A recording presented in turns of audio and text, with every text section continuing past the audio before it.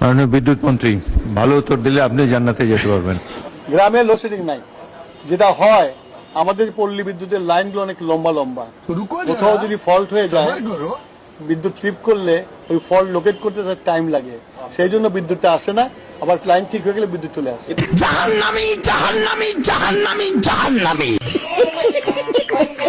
ভোলা থেকে গ্যাস এনে ওই দুইটা বিদ্যুৎ কেন্দ্র চালু করব এবং সেটা চালু হলে আমি আশা করি খুলনাবাসীর বিদ্যুতায়নের কোনো অভাব হবে না। মাননীয় মন্ত্রী, আপনি ভোলার থেকে গ্যাস নিয়ে যাচ্ছেন, ভোলাতে ক্রমাগত লোডশেডিং চলছে। তারা বিদ্যুৎ উৎপাদন করে সেখানে 430 মেগাওয়াট, 80 মেগাওয়াট বিদ্যুৎ লাগে ভোলার সব লোককে বিদ্যুৎ দিলে, কিন্তু তারা কোনো বিদ্যুৎ পায় না। আল্লাহর গজব করবে আপনারা যা শুরু করে দিয়েছেন।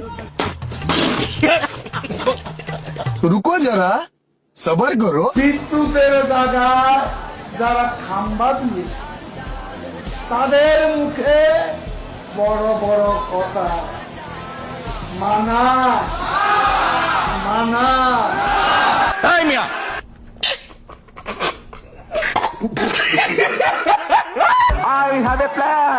দেশ জুড়ে চলছে তীব্র লোডশেডিং। দিনের বেশিরভাগ সময় বিদ্যুৎ না থাকায় চরম দুর্ভোগের সাধারণ মানুষ।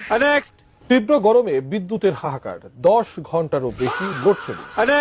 বিদ্যুৎ সাশ্রয় এবার রাত 8টার মধ্যে দেশের সব শপিং মল, দোকানপাট বন্ধ রাখার সিদ্ধান্ত নিয়েছে সরকার। সেই সাথে সন্ধ্যা 7টার পর করা যাবে না আলোকসজ্জা। বুধবার এমন নির্দেশনা দিয়ে প্রজ্ঞাপন জারি করে বিদ্যুৎ, জ্বালানি ও খনিজ সম্পদ মন্ত্রণালয়ের বিদ্যুৎ বিভাগ। মনে রাখবেন, উই হ্যাভ এ প্ল্যান। कैसा लगा मेरा मजाक?